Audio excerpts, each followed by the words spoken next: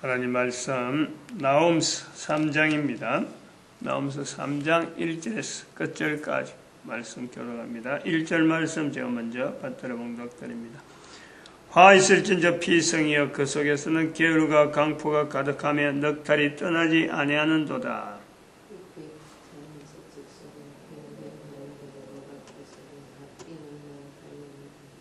같이 읽습니다. 너의 다친 것은 고칠 수 없고 내 상처는 중하도다. 내 소식을 듣는 자가 다 너를 인하여 손뼉을 치나니 이는 내 악행을 널 받지 않은 자가 없음이 아니냐. 아멘.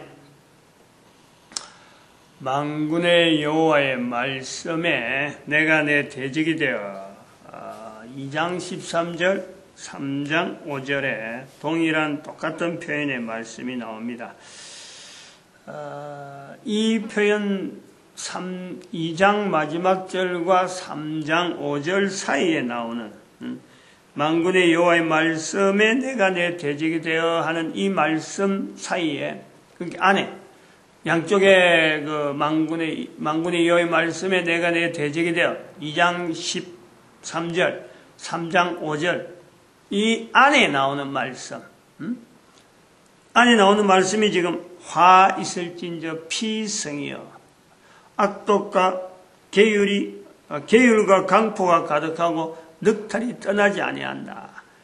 요것은 어떤 우리 인간을 바라보고 표현할 수 있는 내용이 아니라 하나님 만드신 하나님께서 인간의 상태가 원래 없는 내용으로 변질되어지는 그리고 그것은 인간의 성품에서 나올 수 있는 게 아니고 사탄으로 말미암아 인간이 덧입혀지는 그로서로 상태가 계율이 가득하고 강포가 가득하고 넉달이 떠나지 않는 그 상황으로 이제는 글로서 사람이 쓰는 글로서 표현되어진다는 거죠. 그리고 그것이 그러한 것이 상태는 그랬는데 나타나는 행동 어떤 형태로 나타나느냐 2절 3절에 회객 채찍 소리 병거 소리 이런 거는 물질 문명이 발달해지는 거하고 똑같은 거예요. 그리고 결국에는 무수한 시체 무수한 죽음 큰 무더기 죽음 무수한 시체 요 형태를 보여주면서 사람이 그 시체에 걸려 넘어진다.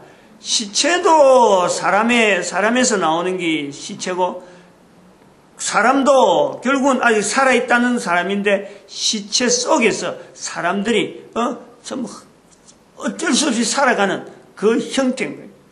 시체에 사람이 걸려 넘어진다. 사람들이 살아가는 게 얼마나 공고한 상태냐. 여거를 이 내용에서 이런 사람들이 살아가는 모습에서 아직까지 2장 13절과 3장 5절 사이입니다. 바로 나타나는 정체를 나타내는 사탄의 정체를 드러내는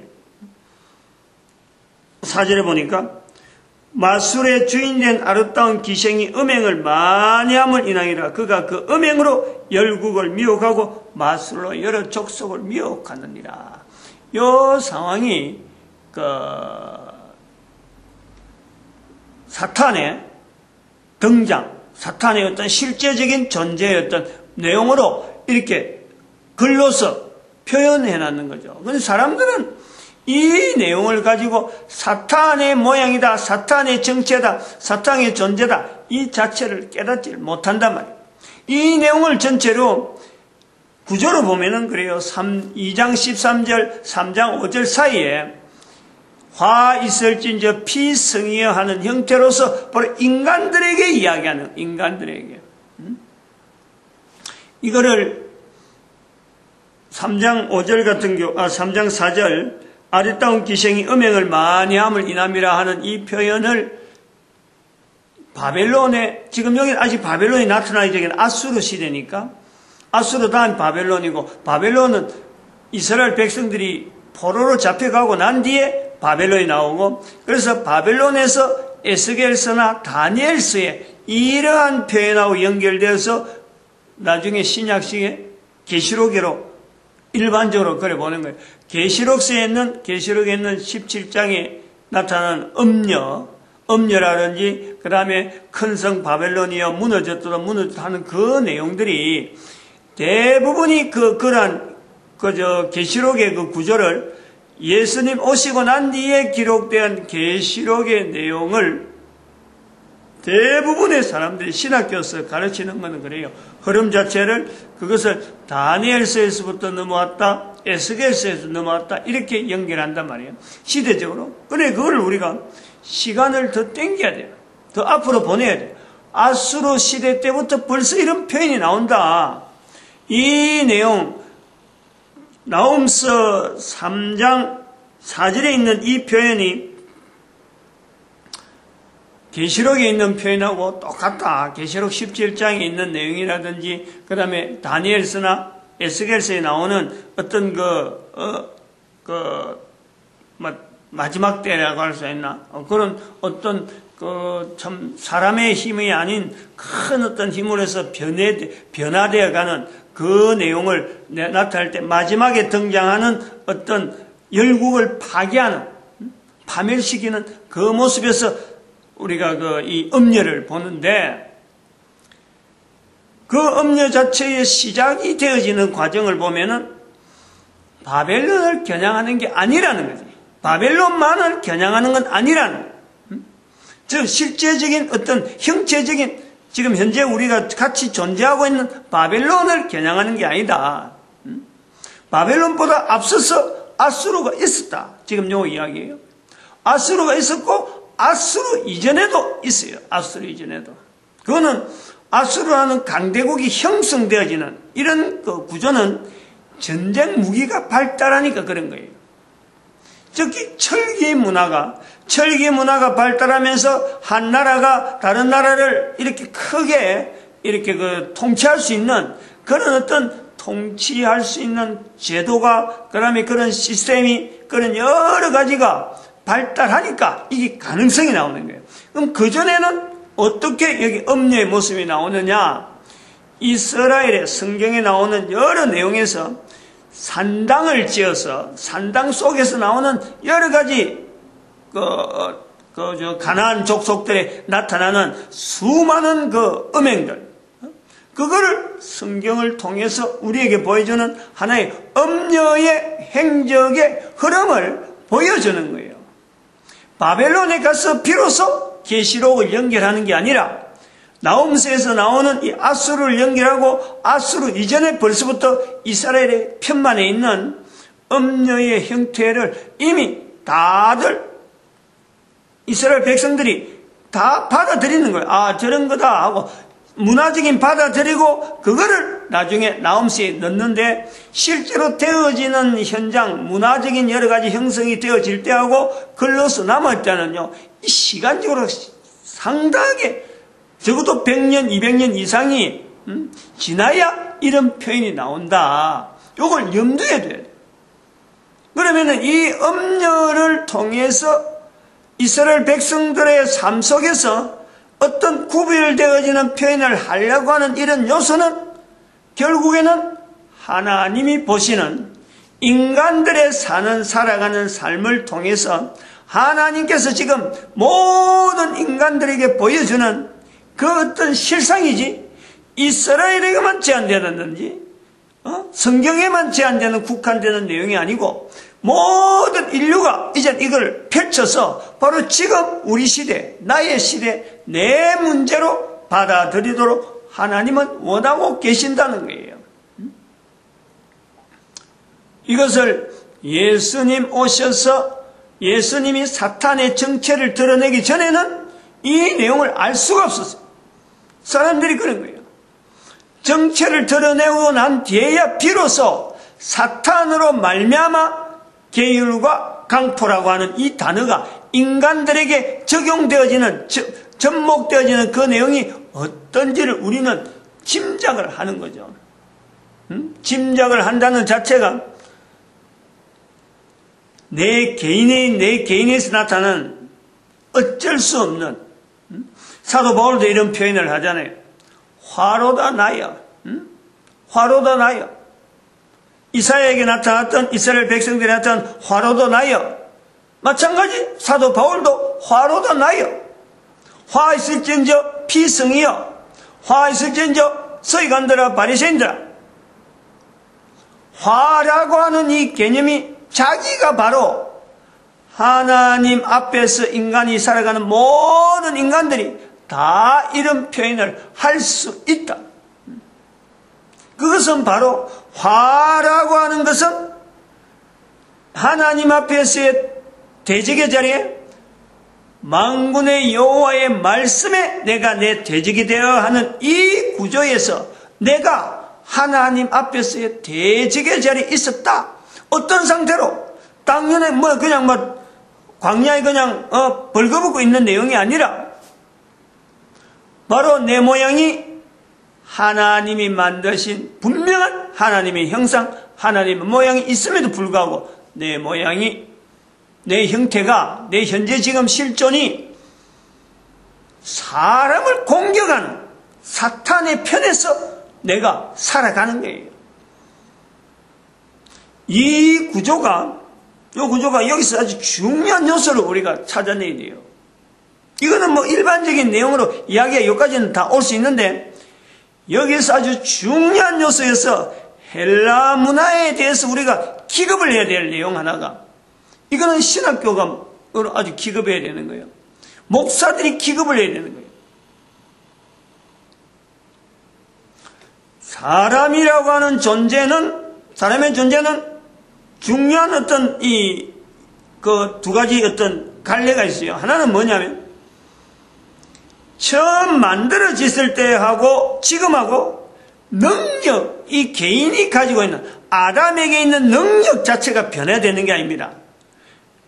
사도 바울에게 있는 거나 다윗에게 있는 거나 우리 성경에 있는 어떤 큰 하나님의 일을 하는 수많은 일을 하는 사람들의 그 능력 자체가 그가 독특해서 그런 게 아니고, 모세에게 있는 능력이나 나에게 있는 능력이나 앞으로 있을 인간에게나 예수님 오실 때까지 코로 숨을 쉬고 있는 모든 인간은 바로 하나님의 형상, 하나님의 모양으로 꾸준히 가는 거예요. 능력 자체가 어마어마한 능력이 있는 거예요. 여기고 두 번째, 우리가 이걸 놓치고 있단 말이에요. 두 번째 또 하나 놓치고 있는 건 그 반대적인 요소에서, 처음 만들어진 인간과 마지막 인간의 모습이 있는 거예요. 마지막에 가야 될 그 인간이 존재하면서 마지막 인간의 존재까지 가는데, 처음 만들어진 아담에서부터 마지막까지의 달라진 내용은 뭐냐니까, 처음보다 마지막이 가면 갈수록 우리는 시간이라는 연대 속에서, 세월이라는 연대 속에서 가면 갈수록 하나님에서 멀어지는 거예요. 자꾸 멀어지는, 인간이라는 것이 바로 그런 환경에 살고 있는 거예요. 인간이란 존재에는 필연적으로 하나님에게 붙어 있어야 될 분명한 하나님의 모양, 하나님의 형상임에도 불구하고 시간이란 연대가 지나가면서, 세월이 지나가고 시간이 지나가면서 인간은 가면 갈수록 하나님에게서 멀어지는 형태에 있다. 이거를 헬라 문화에서 일컬어지는 신학교를 통해서 우리에게 점령한 어떤 사고방식 하나가 원죄라고 하는 거예요. 원죄. 원죄라고 하는 것은, 이거는 잘못된 개념이에요.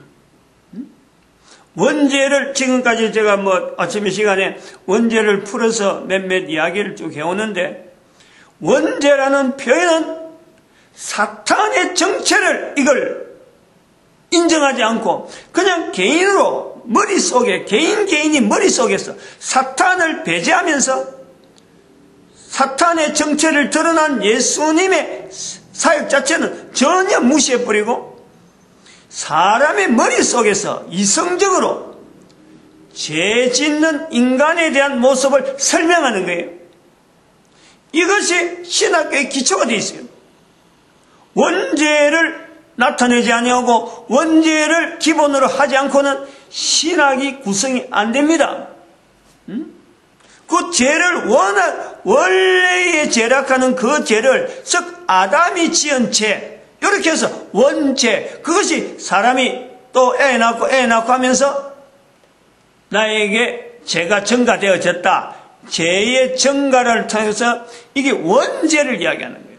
이거는요, 제가 아까 말씀하는 이 두 가지 부분에서 사람의 능력이 처음에서부터 끝까지 계속되어지는 이 동일한 하나님의 모양, 하나님의 형상, 이 구조를요 깨는 거예요. 하나님의 모양, 하나님의 형상대로 지음 받았다 하면서 원죄를 통해서 우리가 어느새 그걸 잊어버렸다 이래야 되거든. 천만에요. 그건 잘못된 거예요. 하나님의 모양, 하나님의 형상은 여전히 가는데 세월이 지나가면서 우리가 환경 속에서 아담에게는 시간이 에덴 동산에서의 시간 자체에 보낸 것이 뭐 수억 년이렇게 된단 말이에요. 그런 중에도 창세기 2장과 3장 사이에서 나타나는 그 시간의 어마어마한 그 여백, 엄청난 시간이 지나고 난 뒤에 사탄의 등장을 우리가 보고, 그 사탄의 등장 이전에 3장에서 사탄의 등장 이전에 이미 2장 19절에 2장 19절 맞나요? 17절인가? 그 짐승들, 생물들을 아담 앞으로 지나갈 때 벌써 거기에 사탄이 벌써 지나가는 거예요. 그런데 아담은 그런 어떤 특이한 내용을 보면서도 하나님에게 묻지 않은, 그냥 넘어가는 거예요. 자기 생각 가지고 그냥 통과시킨 거예요. 하나님에게 물었더라면 자기로서 판단할 때 도무지 알 수 없는 어떤 기이한 어떤 하나의 생물에 대해서 물어봤더라면 창세기 2장 3장 요 관계가 어마어마하게 달라지겠죠. 묻지 않은 거예요. 자기 생각으로, 자기 판단으로 넘어가는 거예요. 그러니까 부른 대로, 아담이 부른 대로 그림이 되더라. 하나님께서 보시기에 좋았더란 말씀은 한 말씀도 없단 말이에요. 이런 시간이 지나서 나중에 아담에게서 나타난 뱀이 가장 강교하더라 하고 뱀으로 통해서 이제 그 표현되어지는데, 아무튼 이것은 시간이 지나는 이 과정은 우리 인간들에겐 어쩔 수 없는 거예요. 그래서 그것에서 끝까지 하나님에게 대해서 계속해서 중심을 가지도록 하나님께서 우리 인간에게 요구한 것이 바로 선악을 알게 한 나무의 실과를 동산 중앙에 있으니까 언제든지 무엇이든지 그 연결할 수 있는, 하나님의 말씀과 분명하게 연결할 수 있는 그 요소를 아담이 시간이 지나면 지날수록 자꾸 옅어지는, 자꾸 잊어버리다 하는 건 제 생각이고, 어쨌든 그것을 자꾸 멀리한다. 마음에 하나님 두기를 싫어하는 시간이 계속 가는 우리 인간들이 하나님을 증거하지 않는 레위기 5장 1절에 이 죄라는 거예요. 죄라고 하는 것 자체를, 그런 것을 죄라고 하는 것을 표현하는 거지, 원죄라고 하는 것을 가지고 사람들을 이렇게 전체적으로 지금 우리 생각하는 사람들이, 말하는 사람들이 사탄을 인정하지 않으니까 사탄의 어떤 존재를 사실은 무시해버리니까 무시하려고 애를 쓰죠. 사탄을 나타내기 힘드니까. 존재하면 뭐 두렵기만 하는 것 같은데, 사탄이 오히려 인간을 더 두려워하는데, 거꾸로 인간이 사탄을 오히려 더 두려워하고, 거꾸로 역전되어 있는, 세월이 가면 갈수록 이렇게 더한 거예요. 두려움 속에 살면서 두려움의 정체를 분명히 직시하지 아니하고 자꾸 피하면서, 두려움 자체 두려워하는 일이 생기면 그만 아이고 내가 피하지 하면서 자기는 계속 구석에 코너에 몰리다가, 오늘날 인간들이 참 인간의 존재에 대한 근본적인 어떤 부부관계, 이런 것, 부모관계, 부모 자녀가 연결되어지는 이런 어떤 질서에 국가 전체가 가지고 있는 힘을 가지고 2015년 6월 26일 날 미국의 연방합중국에서 동성 결혼을 합헌으로 결정하는 이런 우를 범하는 거예요. 이게 헬라 문화의 정체라는 거죠. 헬라 문화를 통해서 우리 인류가, 특별히 대한민국 사람들이 이걸 알아내야 돼, 이걸. 어떻게든 이걸 가지고요, 자꾸 발걸음을 어쨌든 간에 멀어지려고 하는 이 요소를 자꾸 우리가 만들어야 인류 전체를 바르게 인도하는 쪽에 나오는 거예요. 나아갈 수 있다는 거예요. 연연할 필요가 없어요. 미국이 저라면 어떡할꼬? 저 강대국이 힘을 쓰는데 어떡할꼬? 미국에 대한 이런 표현들 지금 여기에 3장 10절에 하고 그 다음에 3장 11절 요래 나가면은 여기 지금 현재 미국을 두고 한다 하는 이런 표현, 또 유럽을 두고 한다 하는 이런 표현이요, 분명히 나와요. 3장 10절 같은 경우는 분명히 하나 해야 되겠는데, 애들, 어린아이들 길 모퉁이 매침을 당하여 한다 하는 이런 표현들, 이걸 바벨론이나 아수르만 가지고 이야기는 절대 아니에요. 바로 현실이에요. 얼마 전에 9월달에 2015년 9월달이잖아요. 시리아 난민들이 도망갈 때 거기에 그 여기자가 헝거리 이 중요한 의미가 있는 거예요. 헝거리라고 하는 이 나라의 여기자가 그들을 발을 걷어 차버리고 발을 걷어가고 그냥 무너지게 만들고 메어치는 반응이 바로 이런 거란 말이에요. 표현이 현재적이라니까. 그리고 지금 이게 헬라사에서 나타나는 대적하는 자의 자리에서 등장되어지는 그 문화적인 요소 때문에 이런 게 나오는 거예요. 이 헝거리도 분명히 한번 이야기를 한번 해야 되는데, 헬라 문화, 미국에서 나타난 2015년 6월 26일 날, 그 다음에 2015년 9월 달에 헝거리 여기자가 시리아 난민을 발로 걷어차고 발로 카메라 들고 있으면 발로 가지고 막 이래 대항하고 이러는 게 나오는데, 이거는요, 상징적인 의미가 있어요. 전 세계 사람들이 지금 그 다 봤거든.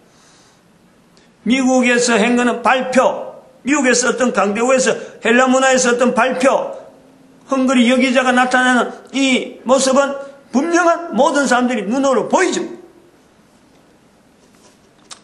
여기까지 또 하고 다음 시간에 또 연결해서 하도록 하겠습니다. 마칩니다. 기도드립니다. 할렐루야. 함께